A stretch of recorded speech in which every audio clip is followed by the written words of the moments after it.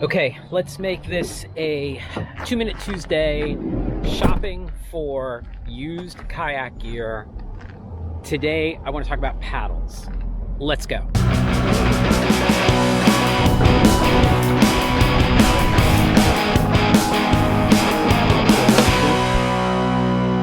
want to talk about shopping for used gear, and for starters, I want to talk about paddles, which can be a good thing to buy used if you know what you're looking for. So I did a video that is very popular. I'll put a link to it up here. It's about how to choose a paddle and sizing a paddle and stuff like that. But in particular today, I want to talk about used paddles and what you should be looking for. So I'm gonna grab this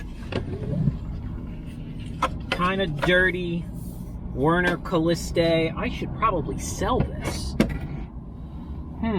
And buy a new paddle. That's a topic for another day, but let's play with this Calliste and talk. The Calliste is one of the most popular paddles that Werner sells. I'm basing that on the highly scientific concept of it's what I see people paddling with. This one is old enough that it doesn't have the little window so that you can see the offset. It's supposed to have 2 stickers, which came off, which is why they no longer use the stickers. And so you should, of course, always be checking out the blade of the paddle. You're looking for cracks, you're looking excessive wear, you're looking for cracks in the throat of the paddle. That's this part up here is the throat, and so we don't want any cracks in there. You want to give the paddle a little bit of a flex, just to see if it feels like it's flexing more than it should. But in general, when you buy a paddle that's used, the most important thing to check is the joint. And in particular, what I want you to do is hold the paddle, that's the seam between the 2 parts. Ooh, this paddle doesn't. Is hold the paddle just above the seam. So there's the seam. Move your hand a little bit lower if you want. And just go like that. And if you feel a little bit of a wiggle, that's bad.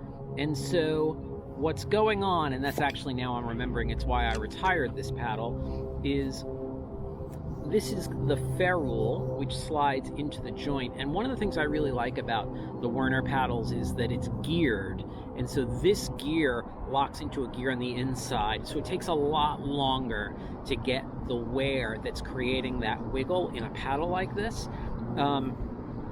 But essentially every time you put this in and out of here, this gets worn down a little bit, and over time it'll start to wiggle. You'll feel that wiggle when you're paddling, but you won't feel it like, I can see just a little bit. I don't know if you can see this.